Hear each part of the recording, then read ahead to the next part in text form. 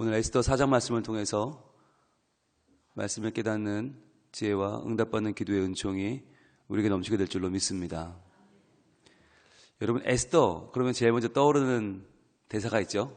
바로 죽으면 죽으리다 라고 하는 아주 당차고 정말 확고한 믿음이 떠오릅니다. 그래서 우리가 이 죽으면 죽으리다 라고 하는 이 말을 굉장히 좋아하죠.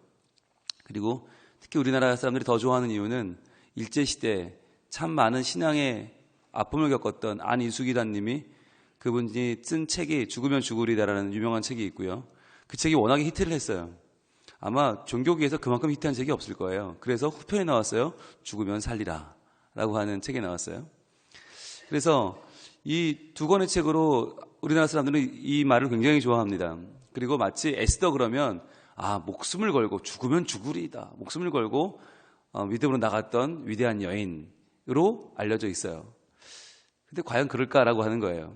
에스더가 이렇게 죽으면 죽으리다 라고 했던 왕후 에스더를 높이는 책이냐, 과연 우리도 에스더처럼 이 맞는 거냐 라고 하는 걸 생각해 볼 필요가 있어요. 과연 에스더의 신앙을 따라서 우리도 그렇게 살자가 에스더서의 주제가 되는가 라고 하는 거죠. 오늘 과연 이 죽으면 죽으리다에 대한 성경적인 반응은 어떤 것인지, 성경 속에서 그 죽으면 죽으리다는 어떻게 풀어야 되는지 한번 보겠습니다. 먼저 1절입니다. 모르드게가 이 모든 일을 알고 자기 옷을 찢고 굵은 베옷을 입고 재를 뒤집어 쓰고 성중에 나가서 대성통곡하여, 이렇게 시작을 합니다. 이 모든 일이 뭘까요? 이 모든 일은 바로 하만이라고 하는 아각 자손, 아말렉 자손이 지금 모르드게에 대한 개인적인 앙심을 어떻게 해요? 유다 전체를 다 진멸하는, 즉 이것은 개인적인 싸움이 아니라 오래도록 내려온, 출애굽기부터 신명기를 지나 지금까지 내려온 아말렉과 유다 사람들, 이스라엘, 하나님 백성과 하나님을 대적하는 백성 간의 싸움이다 라고 말씀을 드렸습니다. 그래서 이 모든 일이라고 하는 게 뭐냐면 바로 3장, 어제 왔던 3장 8절과 9절인데요. 자, 이 두 가지는 전부 잘못된 일이에요. 이 3장 8절과 9절은 둘 다 문제가 있어요. 지금 이 벌어지고 있는 이 일은 정상적인 일이 아니에요. 왜냐하면 8절과 9절, 3장 8절부터 봅니다. 하만이 아하수에로 왕에게 아뢰되, 뭐라고 아뢰냐? 한 민족이 왕의 나라 각 지방 백성 중에 흩어져 거하는데 그 법률이 만민의 것과 달라서 왕의 법률을 지키지 아니하오니 용납하는 것이 왕에게 무익하리이다. 자, 이거부터가 거짓말이죠. 먼저 그 민족이 누구인지 말을 하지 않아요. 왜냐하면 유다 사람이라고 밝히면 그 유다 백성 중에 누가 있어요? 왕후가 있어요. 왕후 에스더가 있어요. 그러면 유다 사람이라고 말하면 이미 이 말은 통과가 안 돼요. 그러니까 하만은 쓱 감춥니다. 그냥 한 민족이 있는데 라고 말하는 거죠. 그러면서 뭐라고 하는가? 그 법률이 만민의 것과 다르다. 즉 왕의 법률과 다르다는 거죠. 그래서 왕의 법률을 지키지 않는다, 용납하는 것이 무익하다라고 거짓말을 하는 거죠. 지금 유다 사람들의 생각은 누구랑 다른 거예요? 자기랑 달라요. 하만이랑 다른 거예요. 유다와 아말렉은 역사적으로 원수예요. 그래서 모르드게는 하만이 높임받는 것을 보고 마음속에 거룩한 분노가 치밀어 오르는 거예요. 사울 왕 때 우리 조상, 우리 베냐민 족속 기스의 아들 사울이 만약에 아각을 그때 죽였으면, 확실히 그때 진멸했으면 저 하만이 저 자리에 못 앉는 건데 라고 하는 하나님의 말씀에 순종하지 않았던 조상에 대한 아픔이 있는 거죠. 일종의 모르드게는 거룩한 분노를 가지고 있는 거예요. 우리가 하나님의 말씀에 순종했어야 되는데, 그런데 아말렉의 아각 왕의 자손인 이 하만이 지금 페르시아의 가장 높은 곳에 앉는 걸 보고 너무너무 화가 나서 그에게 절하지 않았던 것이죠. 그런데 지금 그것을 하만은 거짓말로, 마치 굉장히 반역을 꾀하는 역적의 무리가 있는 것처럼 거짓말로 지금 왕을 유혹하고 있는 거죠. 게다가 더 나쁜 게 9절입니다. 왕이 옳게 어기시거든 조서를 내려 그들을 진멸하소서. 자, 조서를 내려 진멸한다. 이게 얼마나 무시무시한 일입니까?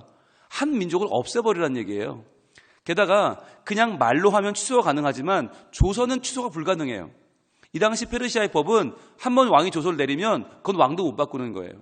그러니까 확실한 방법으로 완전히 죽이자. 게다가 진멸이라고 하는 말, 이 말이 얼마나 아말렉과 유다에게는 중요한 말입니까? 하나님이 사울에게 명령하기를 아말렉을 진멸하라. 완전히 다 죽여라. 하람이라고 했잖아요. 하람. 그를 거룩하게 하나님께 드려버려라 라고 했던 그 진멸이라는 단어를 지금 가져와서 오히려 그들을 진멸시키는 획책을 꾸미고 있는데, 그런데 거기에 뭐가 동원됩니까?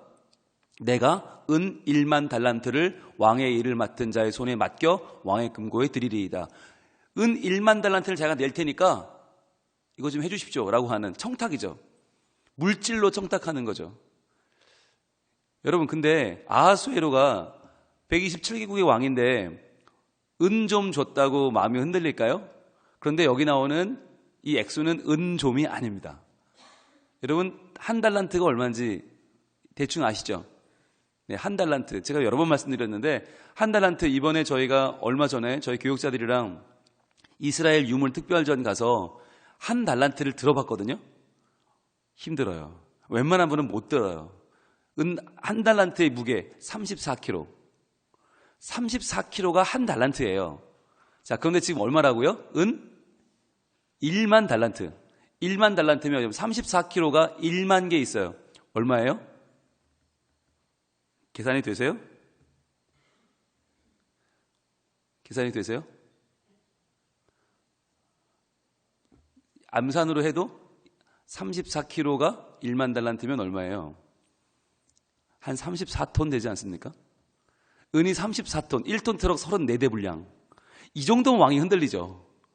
게다가 왕의 말을 안 따르는 역적의 무리를 도말한다는데, 진멸한다는데 그게 뭐가 나빠요? 왕의 입장에서 은 34톤 생기는 일인데. 그러니까 왕이 흔쾌히 아이고 그래라 라고 합니다. 10절, 왕이 반지를 손에서 빼어 유다인의 대적 곧 아각 사람 함무다다의 아들 하만에게 주며 이르되 그 은을 내게 주고 그 백성도 그리하노니 너희 속인의 좋은 대로 행하라 하니라. 자, 그 비용으로 네가 가서 마음껏 해라. 권세를 주고 물질도 주고 사람도 붙여주죠. 그러니까 여러분, 이게 얼마나 이 왕 아하수에로가 이 당시에 생각이 없고 아무런 이 정치를 돌봄에 있어서 기준도 없고 남의 말에 잘 흔들리는 사람인지를 보여주는 거예요. 그러니까 무조건 허영심만 많아요. 나는 왕이니까 자꾸만 자기를 높여주면 한도 끝도 모르고 교만해져서 아무 말이나 막 잡는 거예요. 아무 말이나 듣는 거예요. 왕후 와스티를 폐위시킬 때도 그때 술김에 그냥 주변에서 웅성웅성하니까 폐위시켜버려 이랬거든요. 근데 게다가 이번엔 한 민족을 죽이는 일인데, 페르시아가 그렇게 형편없는 나라 아니거든요. 그런데 한 민족을 쓸어버리는 일을 아무런 검증도 없이 아무런 확인도 없이 그냥 한 사람의 말만 듣고 그것도 은 34톤 준다니까 혹해서 그래 해라. 이게 말이 안 되는 일이잖아요. 이게 바로 오늘 1절에 나오는 이 모든 일이에요. 이 모든 일을 듣고 오늘 1절에 모르드게의 반응은 무엇입니까? 옷을 찢고 굵은 베옷을 입고 죄를 뒤집어 쓰고 대성통곡을 합니다. 왜일까요? 흔히들 이것을 슬퍼서 큰일 났다, 이제 난 죽었구나 라고 이렇게 해석하는 분들이 있어요. 그런데 그렇게 볼 수 없어요. 그렇게 볼 수가 없는 것이 바로 14절 때문이에요. 14절 같이 봅니다. 이때에 내가 만일 잠잠하여 말이 없으면 유다에는 다른 데로 말미암아 노임과 구원을 얻으려니와, 이거예요. 자, 지금 에스더가 이 문제를 해결하는 키인데, 만약에 에스더가 잠잠하여 말이 없으면 어떻게 돼요? 그럼 망해요? 죽어요? 그렇다면 슬픈 게 맞아요. 방법이 없다면, 에스더 외에는 방법이 없다? 죽으면 죽으리다 외에는 방법이 없다? 그러면 슬퍼해야죠. 울어야죠. 그러나 뭐라고 말해요? 다른 데로 말미암아 노임과 구원을 얻을 것이다. 여기서 말하는 다른 데가 어디예요? 하나님이죠. 하나님이죠. 근데 왜 하나님이라고 안 쓰고 다른 데라고 써요? 이게 저자의 의도죠. 지금 에스라는 에스더를 쓰면서 철저하게 하나님을 감춰요. 한 번도 하나님이라고 안 써요. 왜? 마치 세상의 역사인 것처럼 써요. 그러면서 감추어진 하나님의 손길을 지금 드러내는 거예요. 그래서 지금 에스라는 한 번도 하나님이라고 안 써요. 그러니까 지금 여기서 이 모르드게가 가지고 있는 믿음이 뭐예요? 하나님은 반드시 우리를 구원하신다고 하는 하나님을 향하는 확고한 믿음이 있다는 거예요. 하나님은 최후 승리를 하실 분이다. 하나님께 모든 승리가 있고 그분에게 모든 영광이 있다. 이것을 모르게는 믿어 의심치 않습니다. 그렇기 때문에 지금 1절의 반응은 뭐냐? 슬픔이 아니에요. 분노예요. 거룩한 분노. 이 세상 나라 가운데 이루어지는 악한 자와 모자란 자, 이 악한 하만과 모자란 아하수에로의 이 콜라보레이션이 가져오는 이 세상의 역사가 악한 대로 흘러가는 여기에 대한 너무나 가슴 아픈 분노예요. 여러분, 이 분노는 참으로 중요합니다. 우리가 먹고 살기 어려워서 이제 굶어 죽을까 봐 그래서 울며 불며 기도하는 게 아닙니다.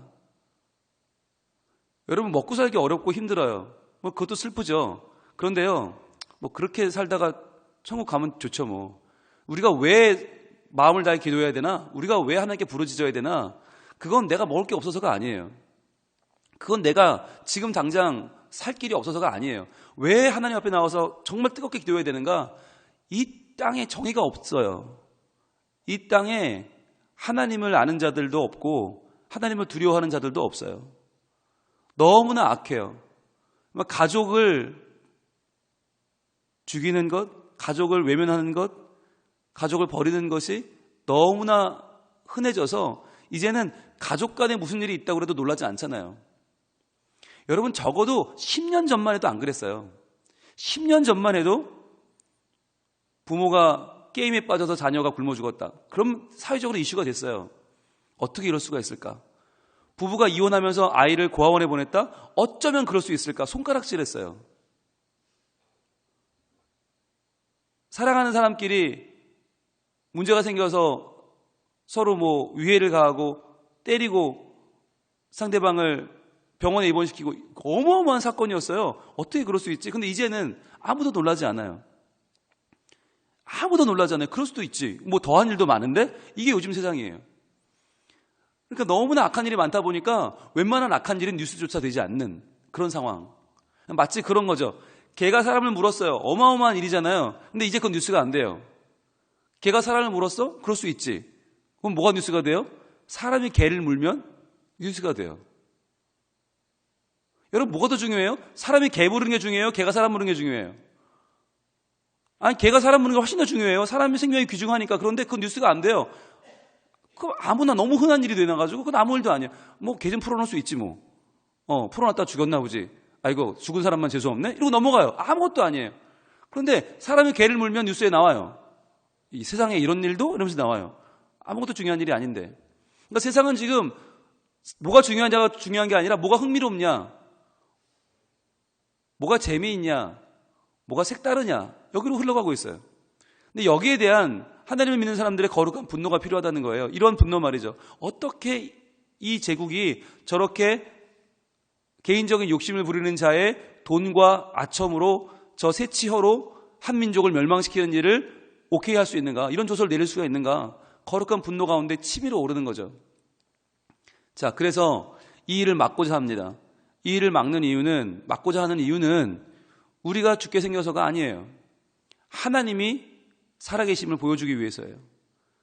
공의로우신 하나님, 정의로우신 하나님이 이러한 일을 막아주시지 않는다면 누가 과연 하나님이 계신 걸 알겠습니까? 누가 과연 하나님이 이 땅 가운데 살아계신 걸 알겠습니까? 그 마음 때문에 지금 에스더를 찾아가서 에스더에게 이야기합니다. 8절입니다. 8절, 오늘 말씀 8절. 또 유다인을 진멸하라고 수산궁에서 내린 조서 초본을 하닥에게 주어 에스더에게 보여 알게 하고, 자, 무슨 조서가 내려졌는지를 알게 하고, 그 다음에 또 그에게 부탁하여 왕에게 나아가서 그 앞에서 자기 민족을 위하여 간절히 구하라 하니. 자, 네가 가서 왕에게 간절히 구해라. 너 왕후잖아.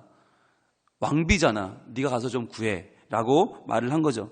이럴 수 있냐? 이게 말이 되냐? 막아야 되는데 모르드게는 힘이 없어요. 지금 유대인 중에 가장 왕 옆에 있는 사람은 에스더예요. 에스더에게 가라는 거예요. 자, 그런데 에스더는 정신을 못 차려요. 에스더는 지금 상황의 심각성을 잘 몰라요. 그래서 뭐라고 말하냐? 11절, 왕의 신하들과 왕의 각 지방 백성이 다 알거니와. 자, 이거는 다 아는 상식인데 라고 얘기하는 거죠. 상식인데 뭐예요? 남녀를 막론하고 부름을 받지 아니하고 안뜰에 들어가서 왕에게 나가면 오직 죽이는 법이다. 이 당시에는 암살이 워낙 많았어요. 아하수에로도 역시 암살을 두려워합니다. 그러니까 부르지 않았는데 나오면 암살자일 수 있기 때문에 무조건 죽입니다. 여러분, 결국 아하수에로도 결국 암살당해 죽어요. 이렇게 조심을 떨지만 결국 사람의 조심은 소용없나 봐요. 자, 그래서 아하수에로도 안 불렀는데 나오면 저거 나 죽이려는 거 아니야? 무조건 죽인단 말이죠. 자, 그걸 알지 않느냐? 자, 그러면서 방법이 하나 있는데 뭐예요? 왕이 그 자에게 금규를 내밀어야 살 것이라. 금규라고 하는 건 왕의 홀이죠. 왕의 지팡이를 내밀면 살아요. 안 내밀면 죽는 거죠. 이제 내가 부름을 입어 왕에게 나아가지 못한 지가 이미 30일이라 하라 하니라. 이미 30일 동안 왕이 날 부르지 않았어요. 그러니까 30일 동안 못 나갔단 말이죠. 지금 불쑥 나가면 암살자로 몰려서 죽는다는 거죠. 그러니까 여러분, 여기 보세요. 에스더가 지금 믿음이 있나요? 없나요? 없어요. 이게 에스더예요. 에스더가 무슨 막 가슴이 불타올라서 죽으면 죽으리다. 아직 그런 마음이 전혀 없어요. 그런 마음이 없어요. 그런데 그럼 왜 16절에서는 돌아서는가? 11절과 16절 사이에 뭐가 있길래 그런가? 그게 바로 13절과 14절이에요. 이 두 절이 오히려 죽으면 죽으리다가 아니라 바로 4장의 하이라이트예요. 여러분, 우리 주변에는 에스더 같은 사람들이 많아요. 즉 하나님의 귀한 일을 할 수 있는데 핑계가 많고요. 이유가 많고요. 나는 안 돼. 나는 못해. 그거 다 하다 큰일 나면 어떡해. 이런 사람들이 더 많아요. 그러니까 하나님을 좀 제대로 믿어보라고 얘기하는데, 야, 하나님 믿었다가 우리 집에 신이 둘이 있으면 안 된다는데, 우리 엄마 불교 다니는데 그럼 우리 집에 큰일 나면 어떡해. 이런 사람들이 많고요. 야, 하나님을 위해서 좀 헌신해. 그러면 그냥 적당히 믿을란다. 난 주일 예배나 드리고 나는 난 대충 믿을게. 이런 분들이 많거든요. 그래서 뭔가 봉사하면 큰일 나는 줄 알고, 하나님 정말 열심히 믿으면 뭐가 좀 불편할 줄 알고 그런 사람들이 많아요. 그런데 이 13절과 14절이 중요합니다. 13절, 모르드게가 그를 시켜 에스더에게 화답하되, 자, 내시를 통해서 이렇게 말을 하고 전하라고 합니다. 너는 왕궁에 있으니 모든 유다인 중에 홀로 목숨을 건지리라 생각하지 말라. 너는 왕궁에 있으니까 너는 살 거야. 유다인이 다 죽어도 너는 괜찮아라고 생각하지 마라. 이 말이 뭐죠? 공동체 의식입니다. 공동체 의식. 이게 하나님의 나라, 거룩한 공동체라고 하는 것은 한 사람 한 사람은 개인이 아니라는 거예요. 우리는 공동체다. 왜? 하나님의 나라가 우리에게 주어졌기 때문이다. 여러분, 이게 굉장히 중요한데, 개인이 구원받는 거, 내가 예수 잘 믿어 내가 구원받는 거, 이게 목적이 아니라는 거예요. 내가 하나 천국 가는 걸로 끝나는 게 아니라는 거예요. 그럼 그건 쉽게요? 우린 뭐냐? 공동체다. 한 몸이다. 하나의 지체라는 거예요. 주님 안에서 하나의 지체다. 그러니까 어떻게 되는 거예요? 나 하나 산다고 사는 게 아닌 거예요. 어떻게든 다른 사람을 살리고 그 사람을 하나님께로 인도해서 함께 살아야 하는 거예요. 이게 믿음의 본질이라는 거예요. 모르드게는 이 옛날에 정말 하나님을 향한 믿음이 어떤 것인지를 분명히 알고 있던 사람이에요.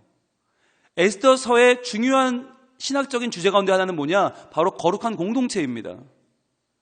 나 하나 잘 믿으면 되는 게 아니에요. 나 하나 천국 가고, 나 하나 방언받고, 나 하나 은사 받고, 나 하나 은혜 받고 충만하면 할렐루야 아멘이 아니라, 다른 사람이 지금 하나님을 만나지 못하는 것에 대한 아픔, 우리 공동체 가운데 하나님의 정의가 보여지지 않는 것에 대한 거룩한 분노, 이걸 지금 강조하고 있는 거예요. 너 하나 산다고 사는 거야? 그게 사는 거야? 그렇게 살면 사는 것 같아? 정신 차려. 우리는 공동체야. 하나님 백성이야. 라고 지금 가르치고 있는 거예요. 여러분, 이게 중요합니다. 교회 안에서 나는 먹고 살만하니까, 나는 좀 하나님 잘 믿고 괜찮으니까 라고 방심할 수 없다는 것이에요. 지금 우리 교회 가운데, 우리 구역 가운데, 우리 주변 가운데 누가 지금 힘들어하는가? 누가 지금 하나님을 붙잡지 못하고 떨어져 나가려고 하는가? 누가 지금 아픔 가운데 있는가? 누가 갈등 가운데 있는가? 찾아 나서서 그를 주님께로 연결시키고 주님을 만나게 해야 되는 거예요. 그게 공동체예요. 나 하나 기도 잘 되는 게 기쁜 게 아니라 지금 기도할 수 있는 그 힘조차 없는 사람들을 가슴 아파하면서 하나님 저들의 기도를 들어주세요 라고 기도할 줄 아는 것이 공동체예요. 모르드게는 지금 연약한 믿음을 가진 에스더에게 강조하는 거예요. 너만 살 거라는 생각하지 마. 함께 살아야 돼. 게다가 14절입니다. 이때에 내가 만일 잠잠하여 말이 없으면 유다인은 다른 데로 말미암아 노임과 구원을 얻으려니와. 이 다른 데가 바로 하나님이라고 그랬죠. 밝히지 않지만 그 마음속은 하나님입니다. 네가 가만히 있어도 우린 살아. 왜? 하나님이 하실 거니까. 하나님이 우리를 노임과 구원을 주실 거야 라고 하는 무엇입니까? 하나님이 개입할 거라는 하나님의 주권을 믿는 거예요. 모르드게는 확실하게 말합니다. 네가 안 해? 하지 마. 괜찮아. 네가 안 하면 하나님이 하셔. 어떻게든 하셔. 네가 안 한다고 하나님의 일을 못할 것 같아? 하나님 어떻게든 하셔 라고 하는 하나님의 주권, 그리고 또 하나 하나님의 최후 승리를 믿는 거예요. 여러분, 이게 믿음이에요. 믿음이란 예수님 저 믿으니까 천국 보내주세요가 아니에요. 일단 공동체, 우리 함께 천국 가고 함께 구원받는 그날이 오게 하소서. 두 번째, 하나님의 개입하심, 하나님의 주권을 믿습니다. 인간이 다 하는 게 아닙니다. 인간이 하는 것처럼 보여도 그 배후의 것을 이루시는 분은 하나님이십니다라고 하는 확실한 믿음. 그리고 또 하나, 하나님의 최후 승리. 결국 악은 망하고 결국 사탄은 무너지고 하나님의 나라가 이루어질 것입니다라고 하는 굳건한 믿음이죠. 이 세 가지 모르드게의 믿음의 고백이 에스더를 움직입니다. 아, 그렇구나. 믿음은 함께하는 것이구나. 하나님은 어떠한 어려움에도 일하시는구나. 하나님은 인간의 일 가운데 개입해 들어오시는구나. 하나님이 하시는구나. 최후의 하나님은 이기실 것이구나를 믿게 되는 거죠. 그러면서 이렇게 말해요.